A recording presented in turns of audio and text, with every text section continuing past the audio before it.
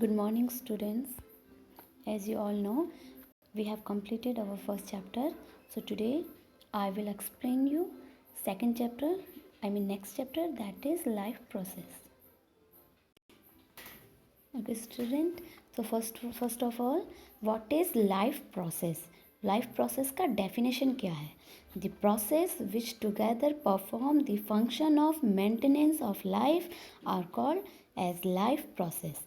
इसका मतलब एक्चुअली हमारा जो बॉडी है, human body is a machine, like a machine, and there are many system in it, and this system maintains the function of living organism.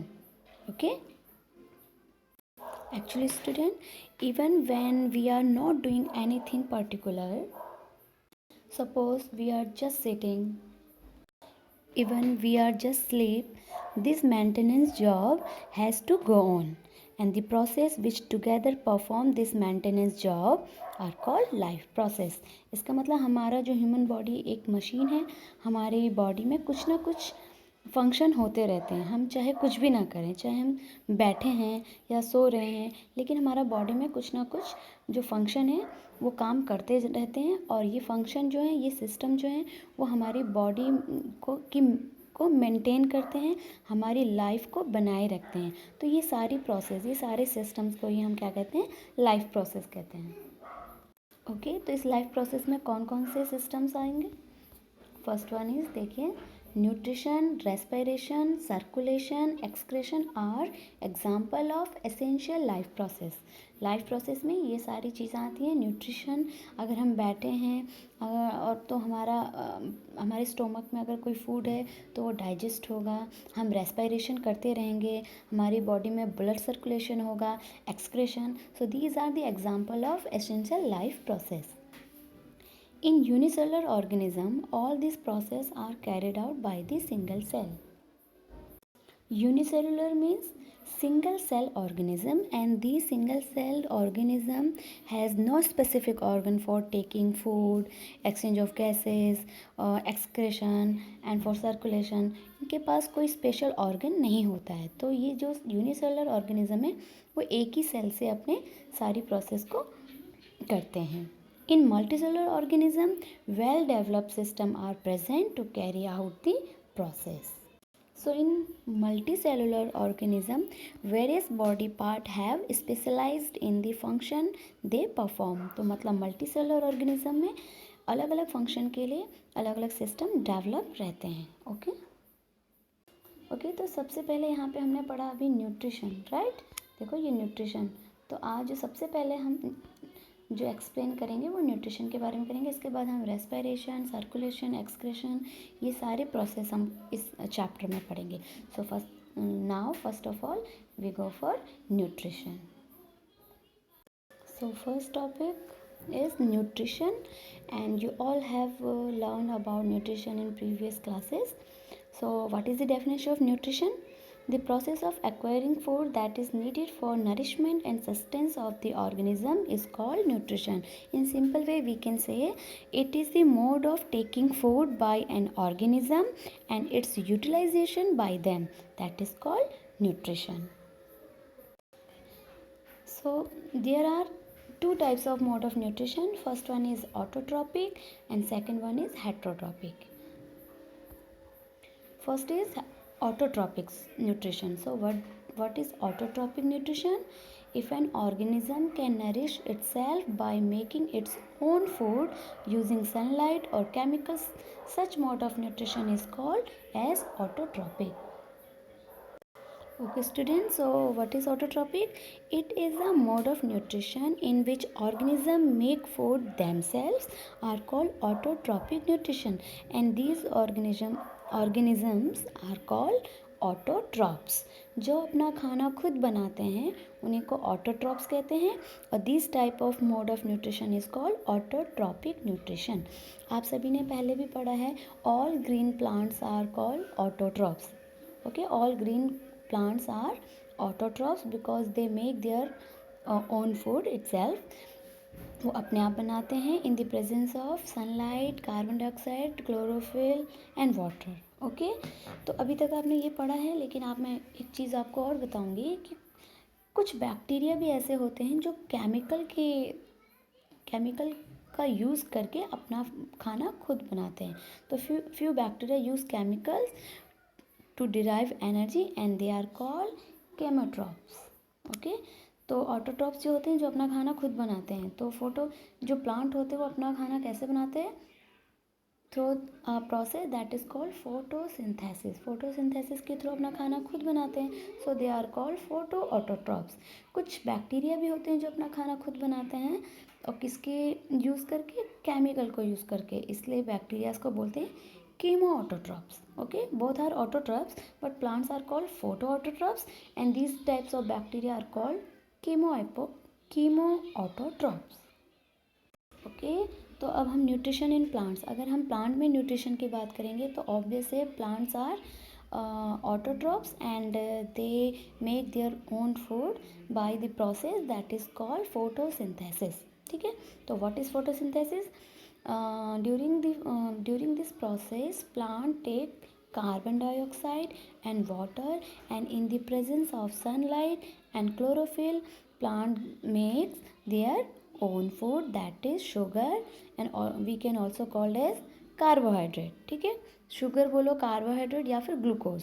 ठीक है, ये जो प्लांट अपना फूड बनाता है ना, उसको शुगर भी कह सकते हैं आप लोग, इसको ग्लूकोज भी कह सकते हैं और कार्बोहाइड्रेट भी। और इसके साथ ही प्लांट्स ऑक्सीजन भी रिलीज करते हैं। ठीक है,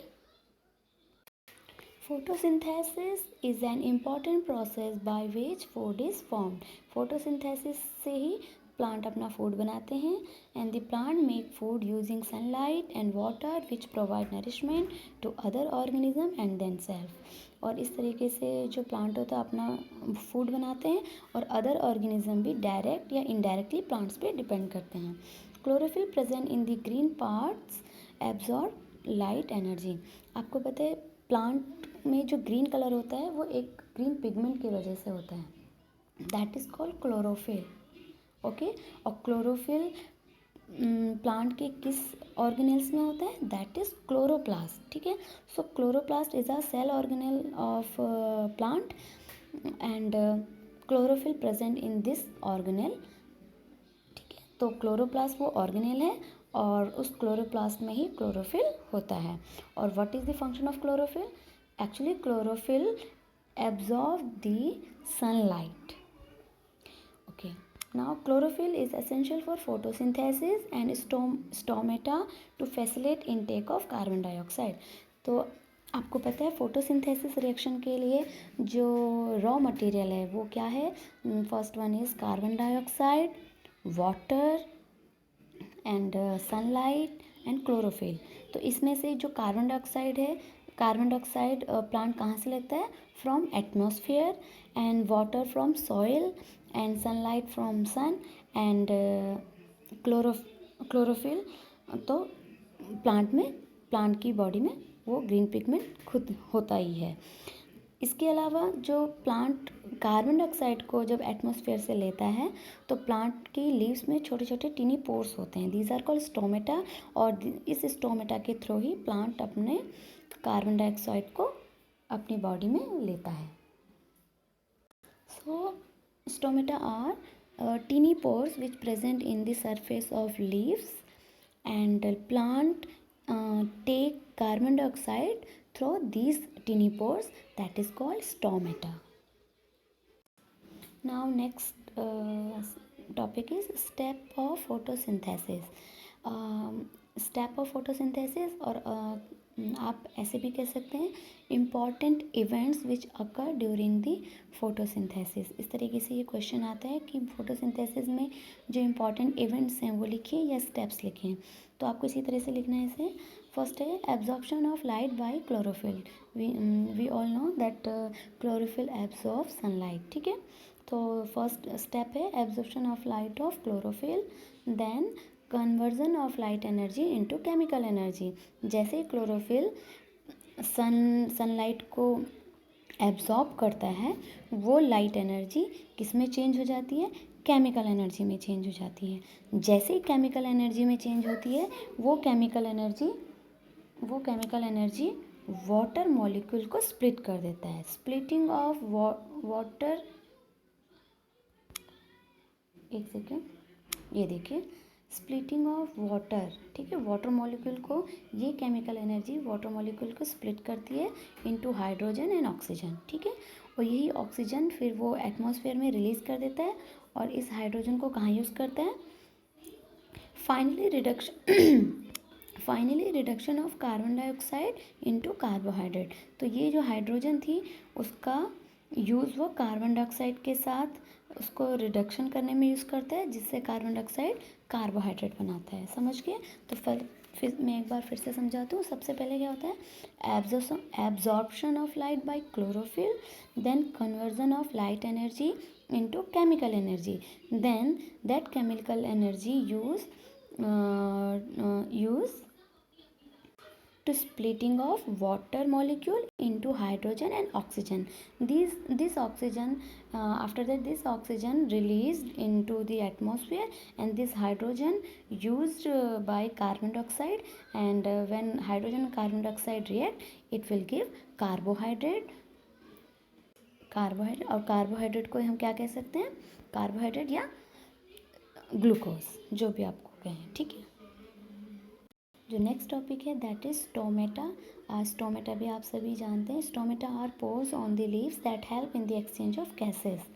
okay, stomata are tiny pores होते हैं which are present in the surface of leaf. Actually ये लीफ की जो डॉर्सल सरफेस होती है, आई मीन जो लोअर साइड होता है, वहाँ पर ज़्यादा होते हैं, ठीक है। Each stomata is guarded by guard cell. अब जो टिनी पोर्स होते हैं ये एक सेल से कवर्ड होते हैं, that is called guard cell, which control the opening and closing of the pores. अच्छा, तो जो ये लीव्स में जो स्टोमेटा होते हैं, ये पोर्स हैं एक्चुअली, ये कभी ओपन होते हैं और कभी क्लोज होते हैं, और इसकी ओपन और क्लोजिंग के लिए जो रिस्पॉन्सिबल होता है वो ये गार्ड सेल होती हैं, ठीक है। Okay, the water content of the guard cell is responsible for their function। Guard cell open और उसको क्लोज करने के लिए रिस्पॉन्सिबल हैं, और गार्ड सेल में एक्चुअली वाटर की वजह से वो ओपनिंग और क्लोजिंग के लिए कंट्रोल कर पाता है। अभी मैं आपको डायग्राम से इसको दिखाती हूँ। ये देखिए, दीज आर स्टोमेटाज। ओके, तो स्टोमेटा की ओपनिंग और क्लोजिंग के लिए कौन रिस्पॉन्सिबल होते हैं, दीज गार्ड सेल। ये गार्ड सेल है, ठीक है, ये गार्ड सेल है, और ये स्टोमेटा है, मतलब जो टिनी पोर्स है दैट इज ये स्टोमेटा, और these are guard cell. Okay, so student, the opening and closing of the pore is a function of the guard cells। The guard cells swell when water flow into them and causing the stomatal pore to open। Similarly, the pore closes if the guard cell shrink। जैसे जो guard cell है वो shrink होती है, तो जो pores होते हैं वो क्या हो जाते हैं, बंद हो जाते हैं। देखो ये पोर्स यहाँ पे बंद हो गए हैं, लेकिन जैसे ही गार्ड सेल में वाटर फ्लो करता है अंदर, जैसे ही वाटर एंटर करता है गार्ड सेल में, तो ये स्वेल हो जाती है, और स्वेलिंग की वजह से ये पोर्स क्या होते हैं, ओपन हो जाता है।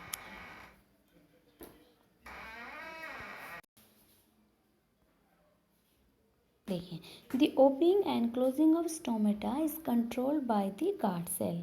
When water flows into the guard cells, they swell up and curved surface causes the stomata to open। When the guard cell loses water, they shrink and become flaccid and straight, thus closing the stomata। जैसे ही guard cell में water flow करता है, water enter करता है, तो guard cell swell हो जाती हैं, और स्वेलिंग की वजह से उनका कर्व शेप बनता है, और स्टोमेटा के जो पोर्स होते हैं वो ओपन हो जाते हैं।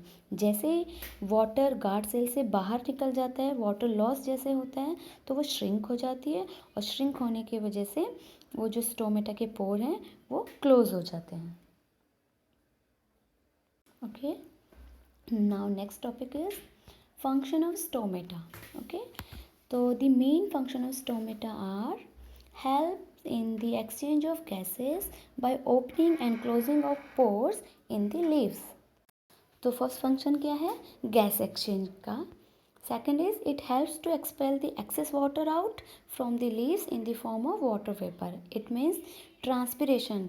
Transpiration actually occur through stomata. Now what is transpiration? When excess water evaporate from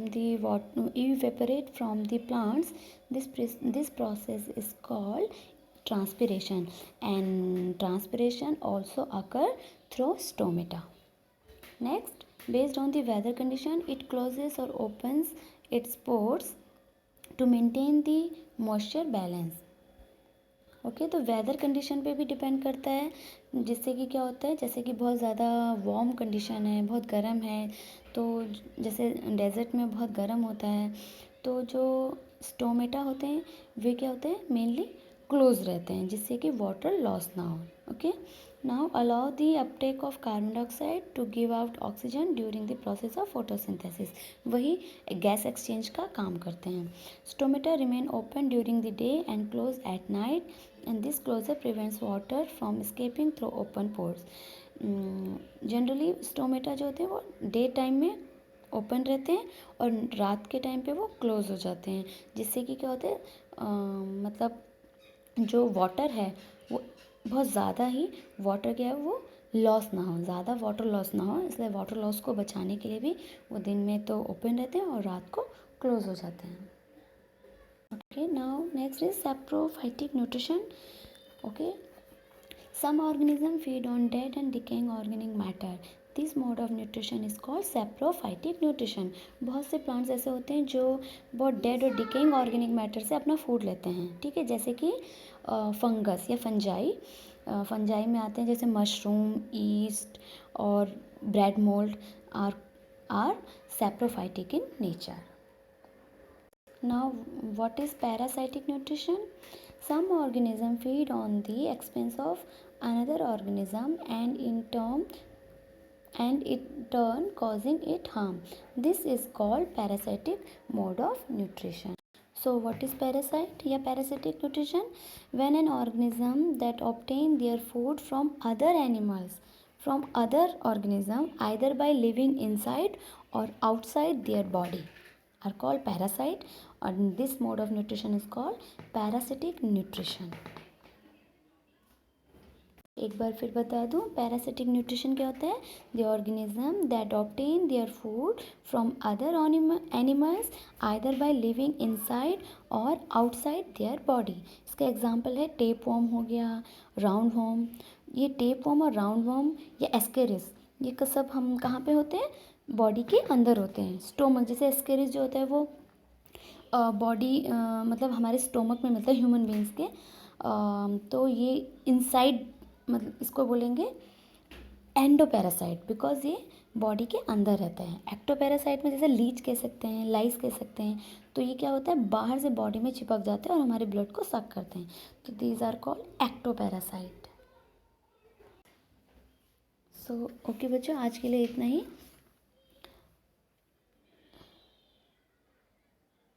thank you for watching.